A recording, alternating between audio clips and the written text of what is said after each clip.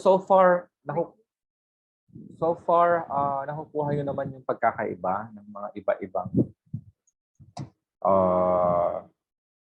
context natin. I mean, differences of the philosophies. Anyway, when we try to answer questionnaires, mas makikita nyo doon yung pagkakaiba. Yung pagkakaiba ng mga philosophies na ito. Okay? Kasi at this time, hindi mo na siya makikita sa mga schools kasi ang ginagamit na ng mga schools, mix na siya. It's a mix of idealism and realism. It's a mix of all philosophies, meron din. Ganon. What we are trying to point out here is we are studying the basis kasi, the foundation of this institution, the very foundation of education. Okay? So, that is perennialism. From the word perennial, ano ba kasi ang word na perennial? Recurring, parang ganun, repeating. Nandun na siya kasi constant na siya. So, human nature is constant. Yun ang sabi ni perennialism. So, ang gawin na lang is to develop the intellectual capacity of your learner. Okay, next. Ito, mas madaling maintindihan, ang essentialism. It is proposed by William Bagley, pero in some books, madami sila. Kaya nilagay ko na lang din dyan. From the word essential, sabi dito, ang tinuturo dito sa essentialist philosophy is kung ano yung essentials lang sa buhay. Yung mga basic needs natin. Halimbawa,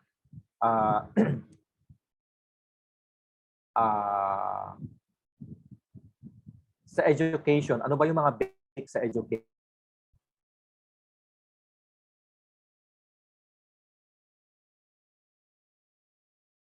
Arithmetic.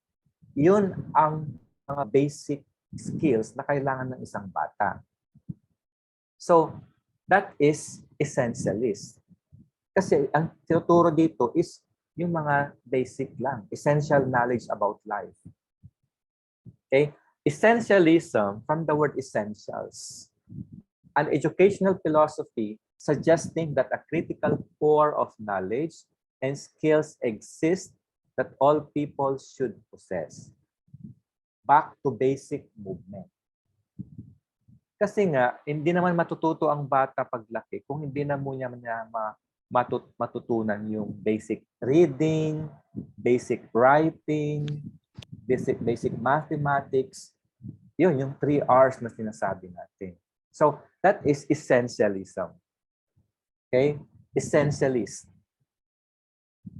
Ang clue nyo dyan is essentials, basic. Back to basic movements. So, it focuses on logical sequencing of the curriculum and longer calendar days. Oh, kasi nga, ito yung parang step by step of the curriculum.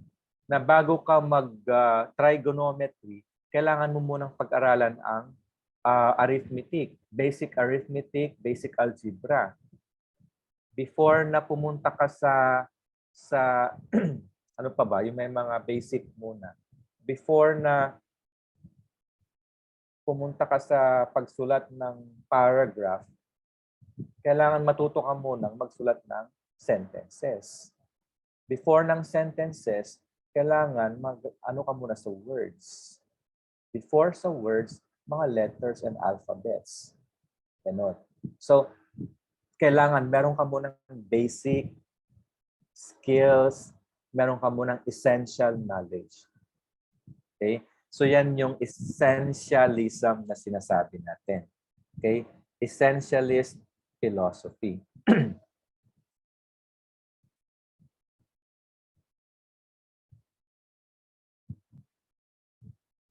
To promote the intellectual growth of the learner. Same din sa kabila. Learner. Ano dapat ang expectation ng mga learner? Learner receives instruction skills such as writing, reading, measurement, arithmetic, or the 3 R's. yung sasabi ko kanina. Sa education kasi, ito yung pinaka-basic muna. Sabi ng essentialist philosophy, ito muna ang pag-aaralan bago ang lahat para mabuhay ang isang tao. Okay? To promote intellectual growth of the learners, kailangan muna niya ang mga basic skills. Okay? So for the teacher should focuses heavily on achievement test scores as a means of evaluating progress. Kailangan mo nating ini-evaluate, siyempre, para masabi mong, okay, you can proceed now as a teacher, proceed ka na sa next level ng lesson mo kasi naibigay mo na yung basic knowledge. Ganun naman tayo eh. Hindi naman tayo pwedeng magturo ng fraction kung hindi pa nila na-master yung multiplication table. Okay? So magfo-focus muna tayo doon through evaluation. Evaluate natin yung progress ng mga learners. Hindi ka basta-basta mag-proceed. Eh hindi naman pwedeng mag-high school ang bata kung hindi pa niya, dapat hindi pwedeng mag-high school ang bata o grade 7 kung hindi pa niya master yung basic arithmetic. Kasi hindi niya ma-appreciate ang algebra, trigonometry, calculus kung hindi mo na niya alam ang basic arithmetic. So kailangan go back to basic skills and knowledge. Yan naman ang essentialist philosophy from the word essential. Ano nga ba ang essential? Kung ano muna yung basic, ano muna yung foundation, fundamentals, ano muna yung kakailanganing mas mauna kaysa sa ibang component. Okay? So, yan ang sinasabing nating essentialist philosophy. Next, number 7 is progressivism. So, itong mga succeeding philosophies, mas madali nang maintindihan kasi based na lang sila sa kanilang term. Progressivist, progress. So, it means education is always in the process of development. Diba? Progress, development. So, ang sabi niya, ang education dapat nasa process ng development lagi. So, we need to focus on the whole child and the cultivation of individuality. So, when we speak of a whole child, lahat ng domain. So, kung na-improve mo na yung kanyang intellectual domain, kailangan susunod naman, it should go along with the what else? Cognitive domain, affective domain, holistic process, moral domain of the child, what else? Yung behavior niya, attitudes, aside from the academic, lahat dapat is on the process of development. Kasi we are developing a whole child. Dito papasok yung whole child approach na isang approach sa education ngayon. Hindi lang tayo mag-focus halimbawa sa mathematics, kailangan complete. Kaya nga yung mga lesson plan natin, it should be complete with all the domains. Yung objectives na at the end of the lesson, the student should be able to, 1, define science. And that is cognitive. What else? Apply the concept of science in everyday life. Kailangan ma-apply naman nila. And then, appreciate the concept of, or appreciate science. So pag nag-appreciate sila, that's affective part. That's already values. Value integration pag na-appreciate nila. So na-improve na ang kanilang affective domains. Okay? So centered on the experiences, interests, and abilities of the students.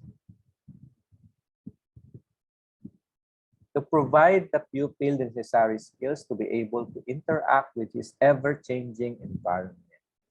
O, ganun din kanina yung isang philosophy. because the world is changing daw.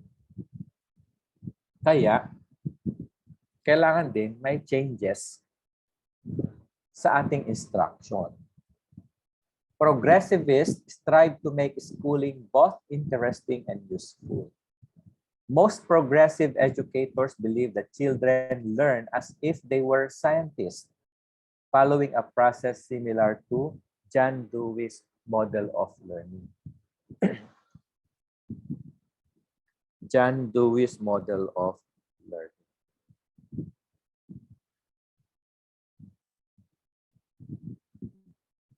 Education must be based on the principle that humans are social animals who learn best in real-life activities with other people.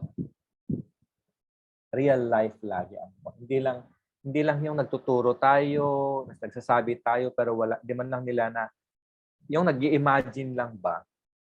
But if you will put those discussions, if you will include real life examples, real life activities, hands-on exercises, laboratory activities with classmates, with learners, they can learn best from it. That's according to progressivists. Kasi para makita mo yung progress ng isang bata as you go along the educational journey. Okay? So, in a progressivist school, learning by doing. Learner learns through experiences by doing. Okay? Yun ang tatandaan nyo. Learning by doing, a progressivist. Kasi titingnan mo yung progress ng bata. So yung teacher, he should always plan a lesson that arouse curiosity and encourage the student to develop a higher level of knowledge. Yung magiging curious lagi yung bata.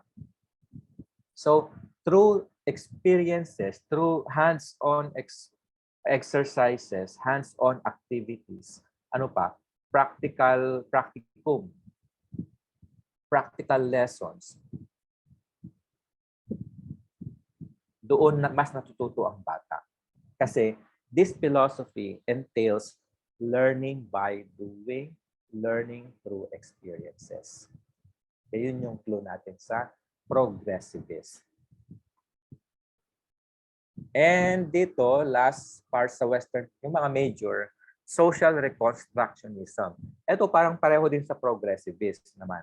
Kaya lang dito kasi, according to George Counts, dapat ang emphasis dito is more on addressing social questions and a quest to create a better society. Kaya tinawag na social reconstructionism. Social reconstruction. So, pareho sila nung isang philosophy na the idea is of constant change, yung perennialism kanina. Constant change din. Pero ang pagkakaiba nito is this one is more on social reconstructionism. The world is ceaselessly evolving whole and its inhabitants need to ceaselessly evolve themselves in order to cope with the situations around them. Social reconstructionists believe that systems must be changed to overcome oppression and improve human conditions.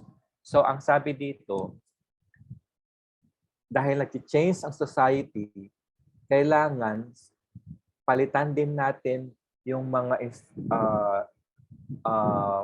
policies, laws na hindi na applicable. We need to introduce new concepts na applicable sa generation ngayon, sa changes of the society. So yun ang sinasabing social reconstructionism. To create a better society. So kung anong meron ngayon sa education, kailangan we need to embrace din. Kailangan din mag-upgrade tayo. Halimbawa, pagdating ng panahon, ang education na is more on automation. So, as teachers, we need to address that. Kailangan, ang tuturo na natin is how to how to adjust, how to use, how to, what else? How to create instruction that are related to automation. Kasi yun na yung sinasabi ng society na gagawin. Kasi wala na yung mga Manila paper method, yung lecture method, wala na yun. Naibaon na sa limot. Pero sa Pilas, meron pa rin namang gumagamit ng mga Manila paper, class, copy this in your book, we will discuss tomorrow, mga ganun bang style. Pero pagdating ng araw, automation na siya. So that is the concept of social reconstruction. Ang basis lagi dito is the constant change na nararanasan sa lipunan, sa society. Okay? So, all these 8 philosophies are considered Western philosophies. Yan. Pero marami pa. Mayroon pa sigurong mga 20 na mga philosophies. Pero ano na lang siya, mga minor. Nandito siya, super ano na natin mamaya. Superficial browsing. What is the goal of a social constructionism, reconstructionism? Education for change and social reform. The learner takes social action on real problems, such as violence, hunger, international terrorism, inflation. O, tingnan nyo, ang parang high, ano ng mga bata dito, mga globally competitive students na. Kasi they take social action on real problems arising from the society. Yun ang tinuturo. What else? So, paano naman yung teacher? Si teacher dapat uses community-based learning and brings the world into the classroom. So, di ba, ang ganda ng philosophy ng social reconstructionism. At parang ito yung pinakabago na siya. Na hindi ka lang nagdidepend kung anong meron sa book. Kung anong merong social issues, world issues, dalhin mo din sa classroom. Halimbawa, nagtuturo ka sa elementary or high school, biglang tinanong ka ng bata, Sir, bakit nag-aaway ang Ukraine and Russia? O di nahuli ka, wala kang alam kasi hindi ka nagbabasa. Diba? Kaya sa lahat ng social issues, dapat meron din tayong idea. Nagbabrowse din tayo, nagbabasa din. Kasi dapat dalhin natin yung mga issues na yan sa classroom. Para maging aware din sila. Kasi now they have all the references. Nababasa na nila yan sa Facebook and all other social media platforms. So kasi pag bigla kang tinanong, caught in the act, hindi mo alam ang sasagot. Okay? So as a teacher in a social reconstructionist school, we should bring the world into the classroom. Because this philosophy believes that education is for change and social reform. Para alam din ng mga bata kung paano mag-action. Halimbawa, sa issue ng environmental problem, yung nakalimutan ko yung anong tawag dito sa ano natin sa environment ngayon? Aside from global warming. Climate change. Climate change. Nakalimutan ko. Sorry. Para yung mga bata, malaman din nila kung paano nila mag-respond sa climate change. Okay?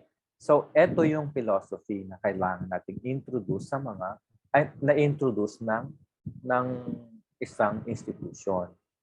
Social reconstructionism. Kasi it deals with social problems that the students needs to take social action din. Okay? So, ganun yun. So, ito. Meron isa, kasi, siyempre, later on, tatanungin din kayo, o ikaw, sa interview mo, Pag na-interview kayo sa teaching, tatanungin at tatanong kayo, what is your philosophy of teaching? What is your philosophy of education? So, syempre, mamimili kayo doon sa 8 or and other philosophies. Yun ang sasagot niyo doon sa interview. Like, actually, I am a pragmatic teacher. I believe that, mga pang beauty pageant. I believe that. Kasi yun yung paniniwala mo. I want to create a classroom wherein blah, blah, blah. Okay, that's philosophy. Pero if I were to answer that, ang sasagot ko is, I believe in eclecticism philosophy. Kasi actually, this is not a philosophy or model.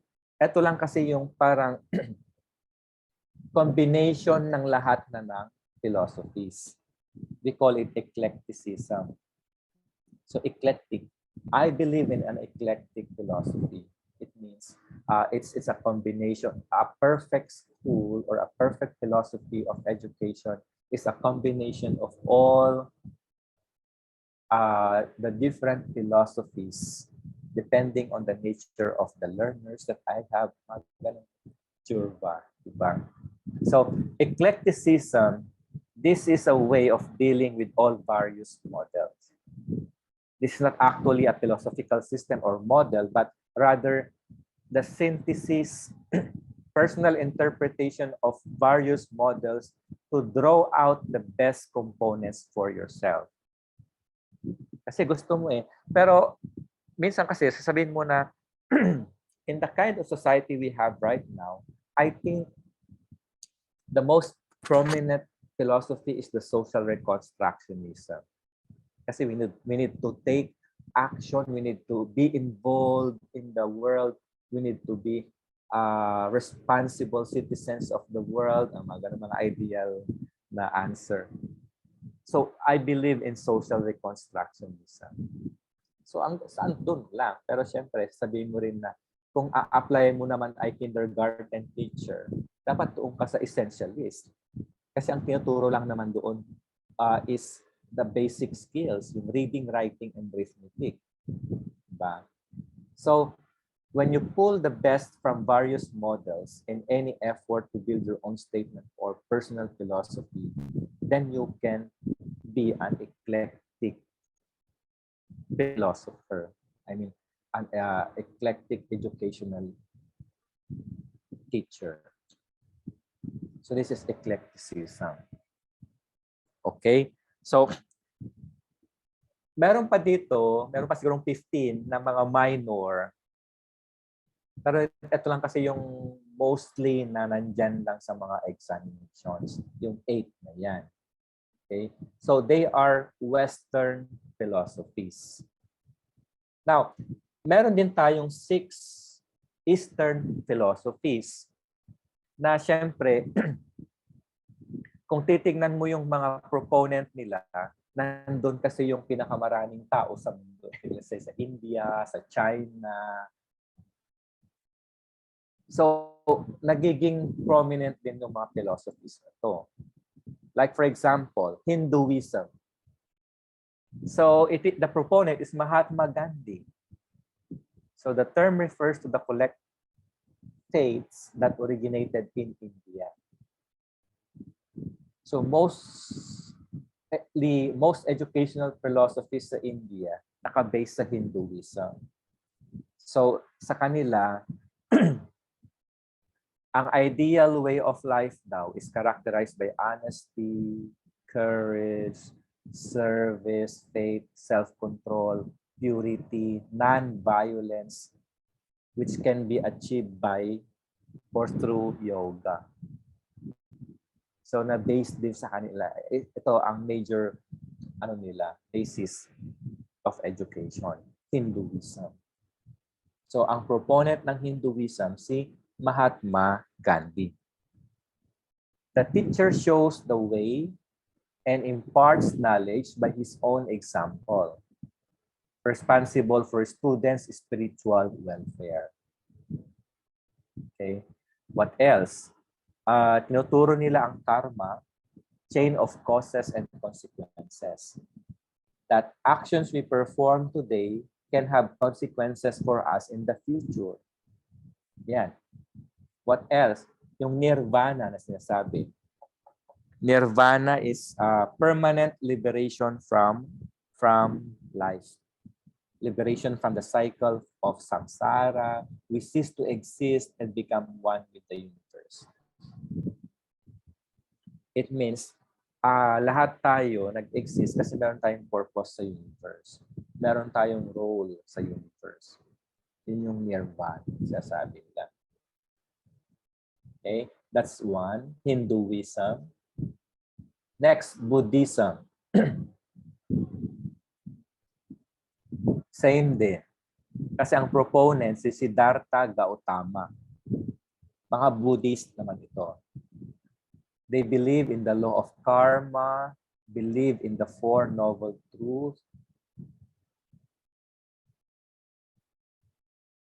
Buddhism attempts to help the individual conquer the suffering of human existence through the elimination of desire and ego and attainment of the state of nirvana. Ano ba yung Four Noble Truths? In Buddhist education, faith. Okay, tama. Yung Four Noble Truths. Alam mo na ilagay dito. Ilagay ko na lang. Okay, next, Confucianism. Confucianism. Si Confucius naman ang proponent dito. So, Confucianism teaches moral life through devotion to family, loyalty to the elders, love of learning, brotherhood, civil service, and universal love and justice. They stresses the 5 cardinal virtues of benevolence, righteousness, propriety, wisdom, and sincerity. Yung mga teachings ni Confucius.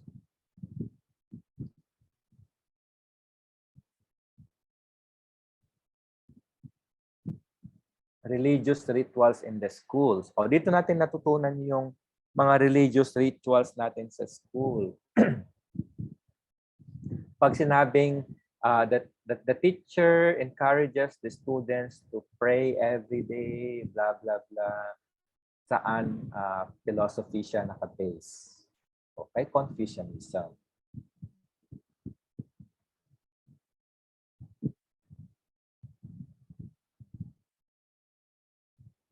Ito din yung reciprocity. Example, ito, yung common na ano, don't do to others what you would not want others what you would not want yourself, or you not want others do unto you. Yung golden rule na sinasabi. So yan yung Confucianism. Parang din sa Hinduism and Buddhism about karma, diba?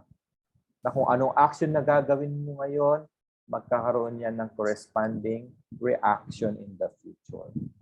So sa Eastern philosophies, nagkaka-connect din. Next is Taoism by Lao Tzu. Siya ang proponent. Ano bang ibig sabihin ng Tao? Tao means the source of all being or ultimate reality. Tao is a way of life. A philosophy advocating simplicity, frugality, and the joys of being close to nature and being in harmony with the whole universe. So sabi din ng Taoism, you should believe in Wu Wei.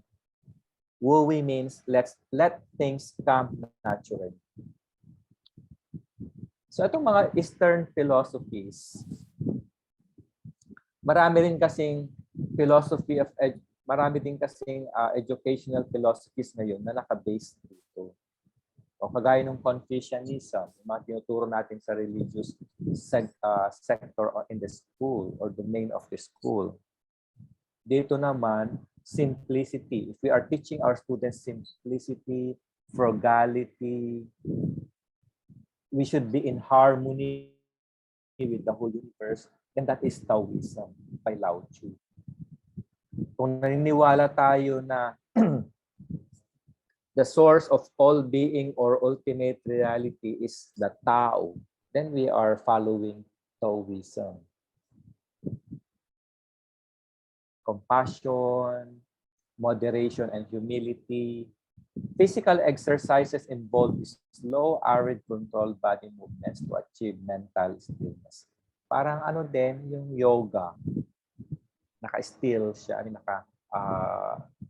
tawag doon, to develop yung mental state, emotional state through physical exercises. Zen Buddhism. Ay, yung una is India, then Chinese. Ang Zen Buddhism actually, sa Chinese din, pero dito, Japanese version.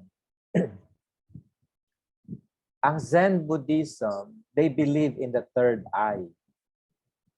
When I say third eye, they can see things which are invisible to the naked eyes and to get attuned to the things around us. So they encourage meditation or mind awakening. So sa Zen Buddhism, yung mga nauso kanila ang meditation.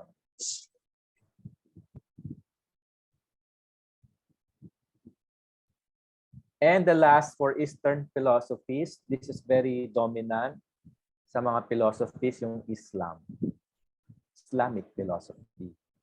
Siyempre, ang proponent nito si Muhammad or Muhammad, Prophet Muhammad. The name Muhammad literally means praiseworthy. Islam means entering into a condition of peace and security with God through allegiance or surrender to Him. What else? Islam has 5 pillars, which is, ito pa rin ang practice pa rin dito ngayon since nasa Islamic country tayo. Believe in Allah, prayer 5 times a day, fasting, almsgiving, and pilgrimage. Yun yung 5 pillars of Islam. Meron sila. Which is still a part of their education. Kasama pa rin yan sa education dito sa Islamic country. It plays a vital role sa education industry in all Islamic countries. Kasi naka-base sila dito sa Islamic philosophy.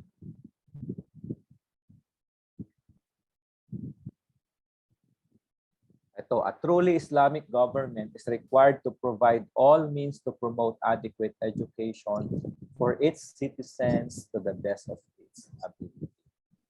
Yun ang Islamic in education. Useful knowledge is necessary for the benefit of the self and humanity. So yun yung 6 na Eastern philosophies. Islam, Zen Buddhism, Taoism, Confucianism, si Confucius, Buddhism, and Hinduism. Madali mo namang madidistinguish yung mga yan kasi yung mga terminologies based on the country kung saan nanggaling. Okay? Yung Hindu and Buddhism, dominant din sa India. Si Confucius, sila Lao Tzu sa China. Diba? Yung Zen Buddhism, doon din. Kaya lang meron siyang Japanese version. Yung meditation, yung naniniwala sila sa third eye.